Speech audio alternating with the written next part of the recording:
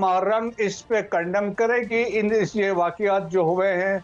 क्या पाकिस्तान के अंदर वो जो सूडो इंटेलेक्चुअल्स हैं, जो जर्नलिस्ट उनको सपोर्ट कर रहे थे, मामा कदीर को, मुहर्रम को, क्या वो कंडेम करेंगे जो ये किलिंग्स वहाँ पे हुई है?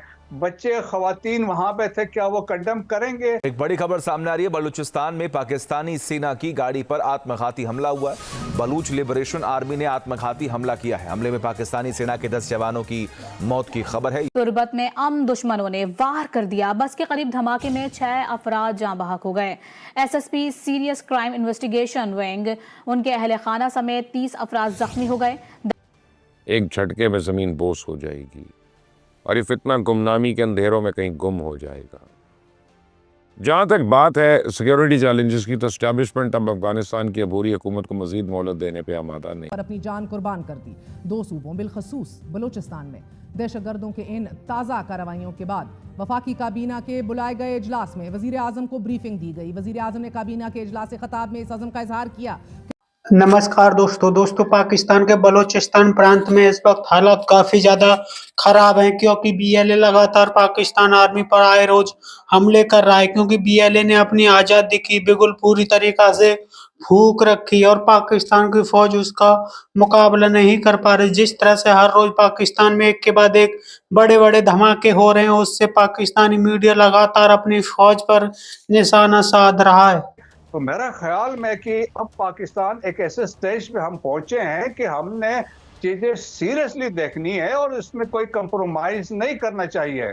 देखें कि लोग दुश्मन हमारा सवाल ये है कि ये जो हमले हुए हैं, इनकी नोयत ऐसे लग रही है कि जैसे TTP और BLA का ये मुश्तरका ऑपरेशन था, मुश्तरका हमले थे।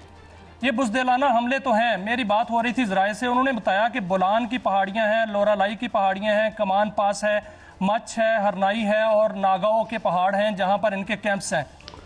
मैंने देखा, हम सब ने देखा कि जो शुमाली वज़ीरिस्तान है उसके बड़े मुश्किल तरीन पहाड़ थे जिस पर फौज ने जाकर ऑपरेशन किया और वहाँ चोटियों पर जाकर जो है वो दहशत गर्दों को मारा।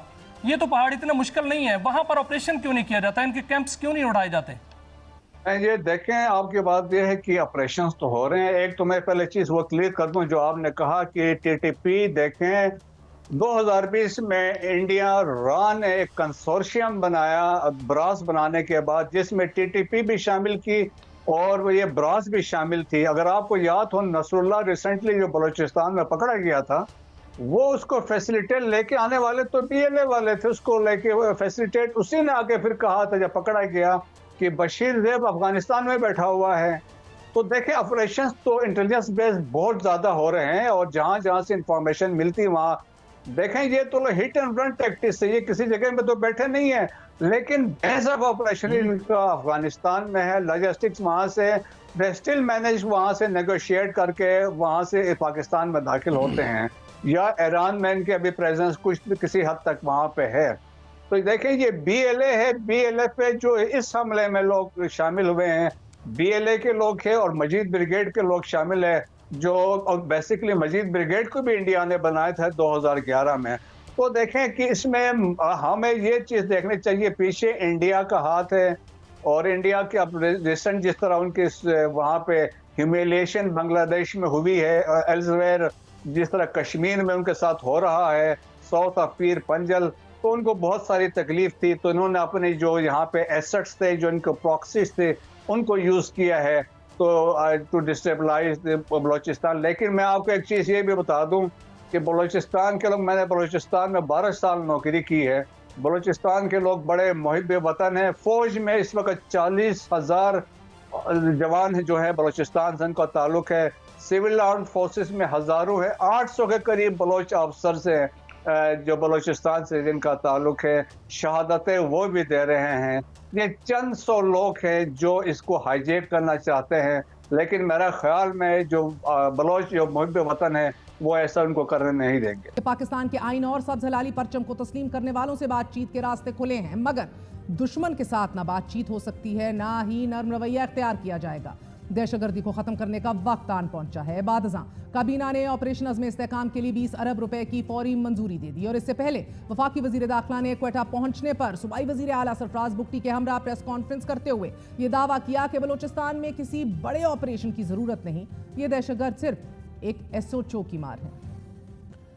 वजीर दाखिला का दावा बड़ा है, मगर वजीर खारजा और नायब वजीर आजम फरमा रहे हैं कि अगर दहशतगर्दी के खात्मे के लिए 1000 अरब अखराजात भी आते हैं तो फिर भी हमें ऑपरेशन करना चाहिए। दहशतगर्दों के खिलाफ रियासत ये जंग गुज़िश्ता 20 बरसों से लड़ रही है और इस जंग में 150 अरब डॉलर के मुआशी नुकसान के साथ साथ 80,000 से जायद जानों का नजराना पेश किया जा चुका है।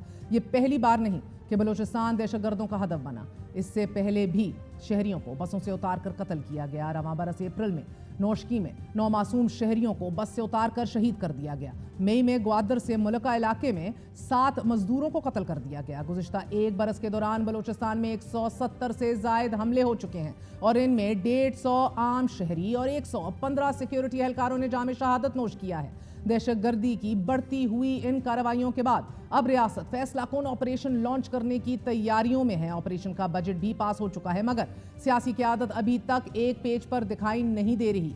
क्या ऑपोजिशन पार्टीज को बिलखसूस तहरीक इंसाफ, JUI, जमात इस्लामी को राजी कर लिया जाएगा?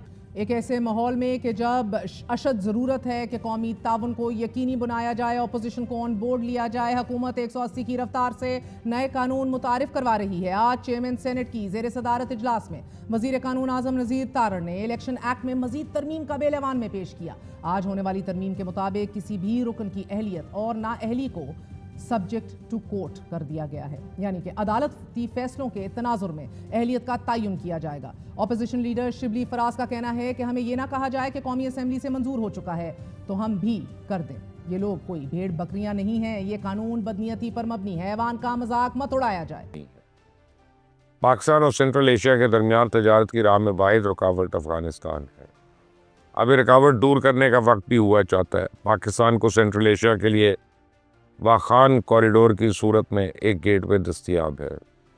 तो ये 20 किलोमीटर की पट्टी है जहाँ इस वक्त अफगानिस्तान की अमलदारी है।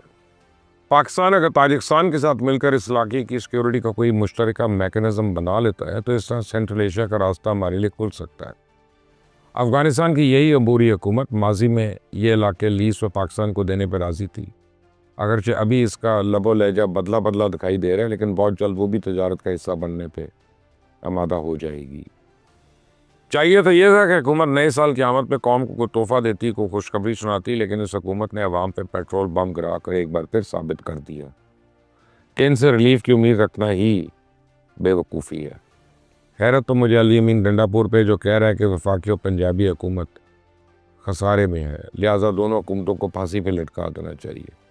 ये वही ढिठाई है जिसका मुजाहरा इसका लीडर इमरान खान हमेशा से करता चला आ रहा है।